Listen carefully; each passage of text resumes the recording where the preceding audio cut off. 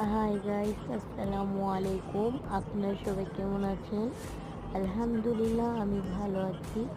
আশা করি আপনারা সবাই ভালো আছেন। এখানে নিয়েছি পেঁয়াজ, মরিচ আর হলো গুঁড়া মরিচ, হলদি, আদা, রসুন বাটা। আজকে একটি নতুন ব্লগ নিয়ে হাজির হলাম। আজকের ব্লগটি হলো গুঁড়া মাছের চচ্চড়ি।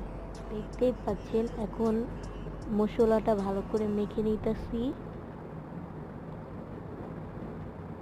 এখন পরিমাপ মতো তেল দিয়ে দিতেছি। এই তো পরিমাপ মতো তেল দেওয়া শেষ। এখন ভালো করে আবার মেখে নিতেছি।